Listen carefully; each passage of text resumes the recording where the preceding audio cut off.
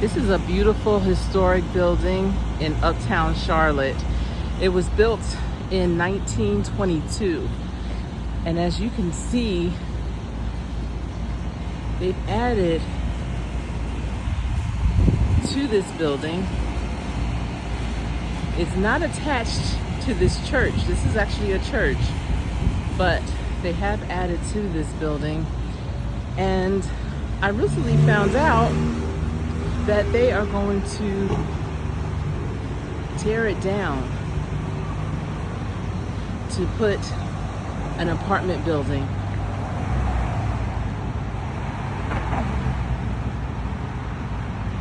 As you can see, in 2022, they celebrated its 100th year anniversary.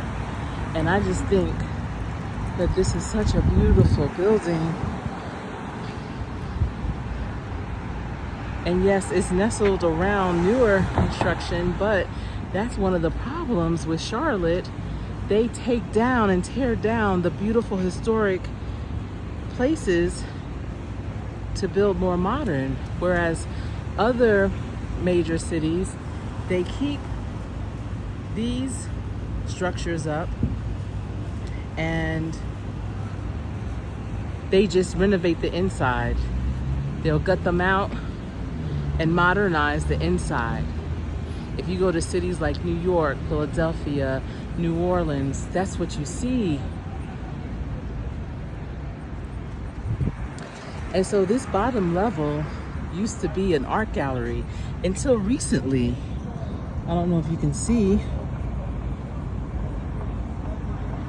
They still have a couple of pieces, but it was a beautiful art gallery highlighting the art and the culture of what used to be here. This is the Brooklyn area of Charlotte. But now, because they're about to tear this down, they are emptying out this gallery.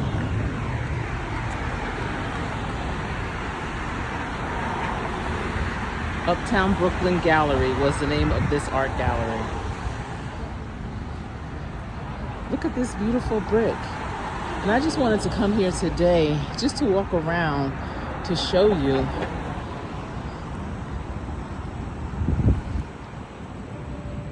They could just gut it out and make this into beautiful condos. Maybe they wouldn't have as many spots. Look at that. As many apartments or condos or what have you, but they would be very, very much appreciated by the community and the ones that lived in here.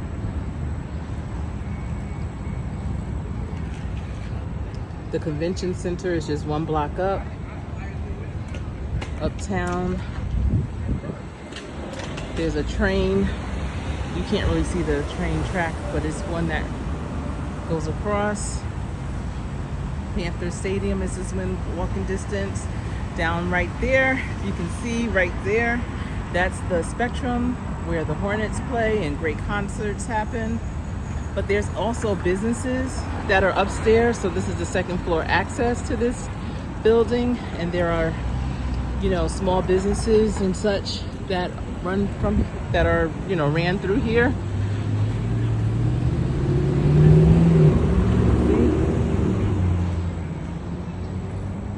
And all along here, there are lots of plaques like this that talks about what used to be here. So this used to be Mecklenburg Investment Company. Black Charlotte leaders planned the MIC building to house black business, fraternal and professional offices, designed by Charlotte black builder, architect W.W. Smith.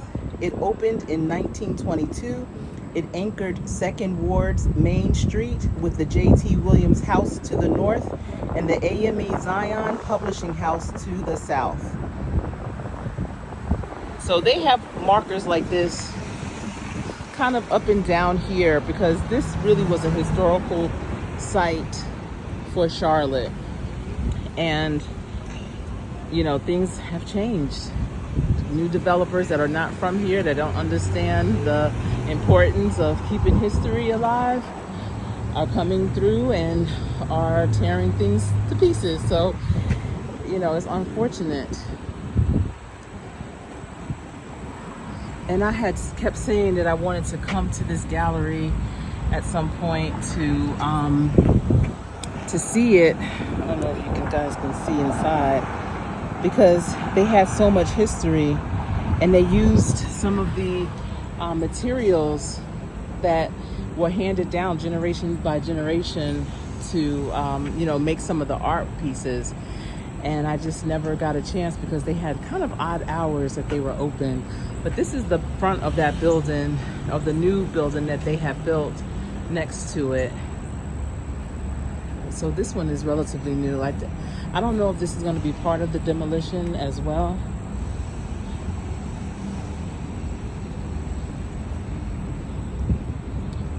And this is the church here. Here's some more artwork. And this is on the building, the MIC.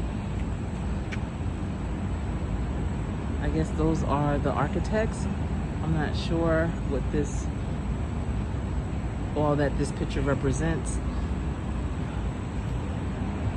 But as you can see, this is the church, AME Zion. I'm not sure if this church still has services or not. I'm only here during the week. Even on the weekend, I've never really seen activity. Let's see what it says up here.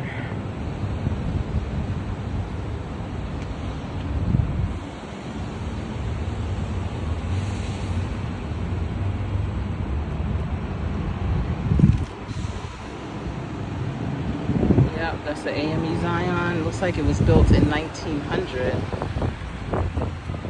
I really hope they don't do anything to this structure too. Again, these buildings are made out of beautiful brick. There's no reason why they need to be disturbed. Just gut that building out and do what you may on the inside, but the outside should definitely be preserved. And I know some cities, they have to keep a percentage of original structures up without disturbing them. I don't think Charlotte has that type of policy. But I just wanted to bring you here. And again, you see all the new construction all around it. And you all, as beautiful as Charlotte is, as people are moving here, 100 people move here every single day, it still has its challenges. It still does not have an identity. The culture is trying to figure it all out. But until then, it is still a great place to live.